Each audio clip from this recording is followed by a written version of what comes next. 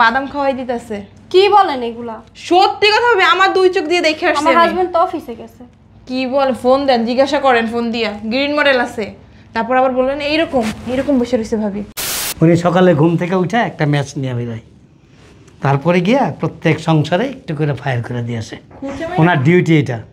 আপনার জামাইয়ের আপনি কত ভালোবাসেন, কত আদর যত্ন করেন, কত টেক কেয়ার করেন, আর আপনার জামাই সি সি সি এটা কি করলো ভাবি? আর আমার যদি জামাই হতো না ভাবি, জানেন কি করতাম? নগদে তালাক দিয়ে দিতাম, 1 মিনিটে সংসার করতাম না শয়তানের নিয়া।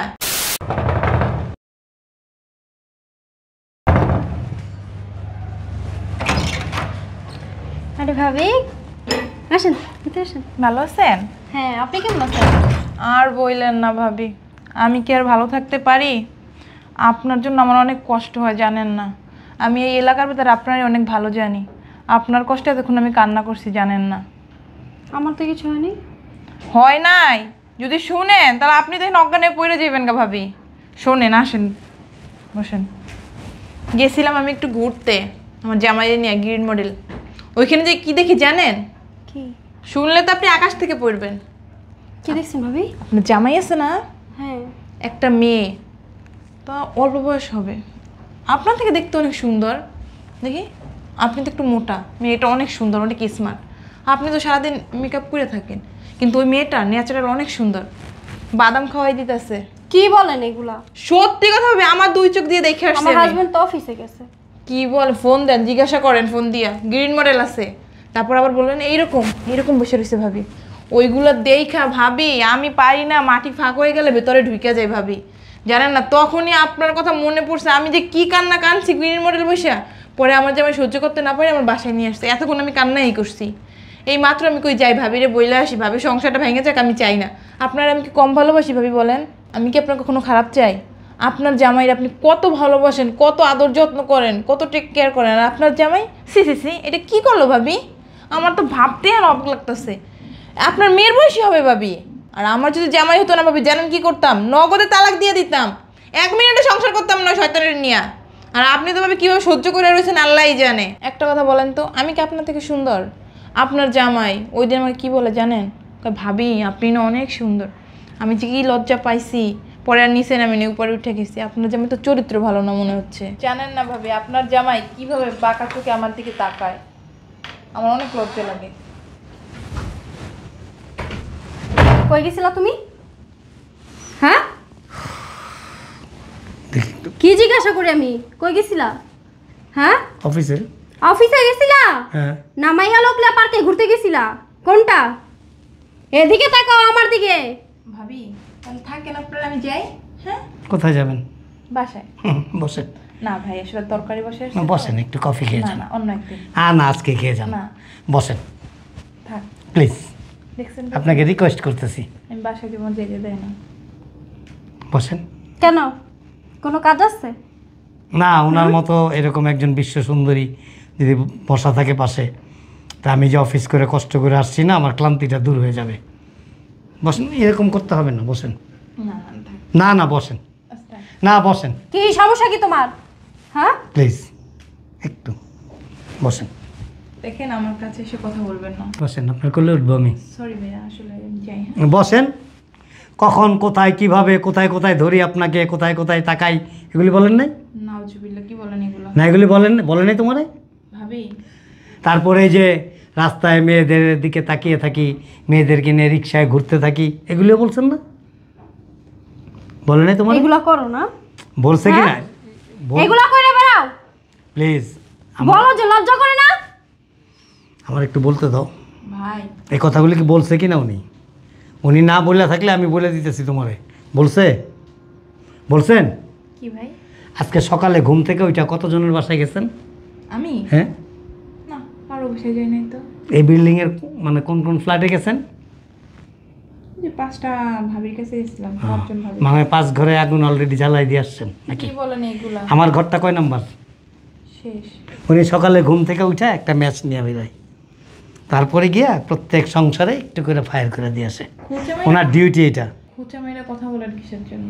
আপনাকে তুমি একটা জিনিস বোঝো, জালি আছে না, জালি কয় শুয়ে রে, কয় আপনার কি হোগায় একটা ছিদ্র, আর জালির যে হাজার হাজার ছিদ্র, এটার কোনো নাম নাই। আপনি এখানে দাঁড়ান, বসেন বসেন। টাচ করবেন না। আচ্ছা বসেন। আপনাকে টাচ করার জন্য এই যে অন্তত 3 মাস আগে অনুমতি নিতে হয়, তাই না? উনি এমন একজন ব্যক্তি, তোমাকে বলি আমি আজকে, শোনো, ওই যে পলায়। ভাবি আসো এখানে আসো। আপনার বাসায় আসি কোনো ভুল করছি? আমি তরকারি বসে আসছি ভাবি, আপনার ভালোর জন্য আসছি। কেন আসছেন জিজ্ঞেস করো, আমার সামনে জিজ্ঞেস করো, আজকে ক্লিয়ার হয়ে যাবে। বলো, জিজ্ঞেস। তোমারে পার্কে দেখছে একটা মেয়ের সাথে। হ্যাঁ, একটা মেয়ের সাথে পার্কে দেখছে। এটাই বলতে আসছে। বসে থাকলে তো হইতো ভাবি, বাদাম ছিলে ছিলে খাওয়াই দিতেছে। তাই না? তখন কয়টা বাজে প্লিজ একটু জিজ্ঞেস করো, কয়টা বাজে তখন? কয়টা বাজে? বলো। 3টা। তোমার সাথে আমি ভিডিও কলে কথা বলছি কখন? দাঁড়াও, মোবাইলটা নিয়ে আসো। দুধকে দুধ, পানিকে পানি হয়ে যাবে এখন, কারণ আমি আমার ওয়াইফের সাথে 3টার সময় ভিডিও কলে কথা বলছি। হয়তো তা আবার কোথায়? অফিসে। ওই তো 3টার পরে হবে হয়তো মানুষের। এখন 3টার পরে। 3:08। এখন বলতেছে কয়টার পরে? বসেন সরি। বসেন এখানে। আরে ভাই বললাম এইখানে বসেন, বসেন এখানে। আমি কিন্তু আপনার গায়ে হাত তুলবো এখন। আপনি তো অনেক খারাপ লোক। আপনি যদি মেয়ে মানুষ না হইতেন না, চটকায় আপনার দাঁতগুলি আমি ফালাই দিতাম। কত বড় অসভ্য তুমি জানো?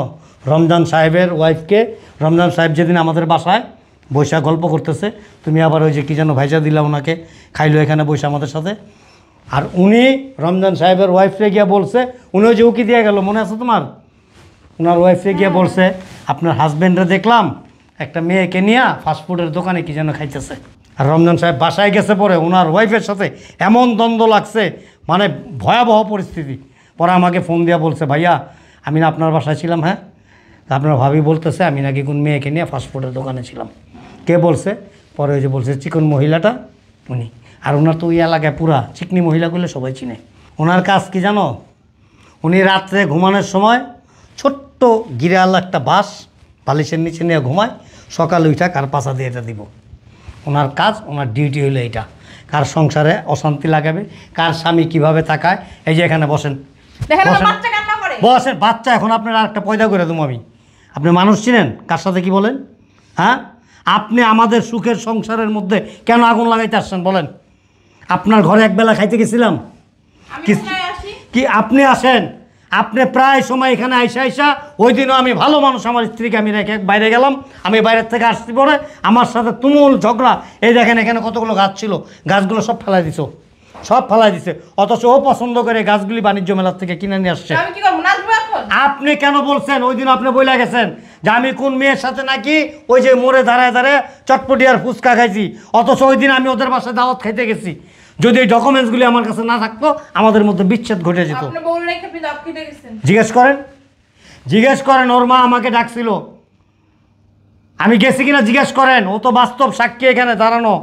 আর এই ঘটনা যদি সত্যি না হয়তো, ও আমার সংসারে থাকতো? কখনো থাকতো না। অনেক আগে আমাদের বিচ্ছেদ ঘটে যেত। আপনি এই কাজগুলো কেন করেন?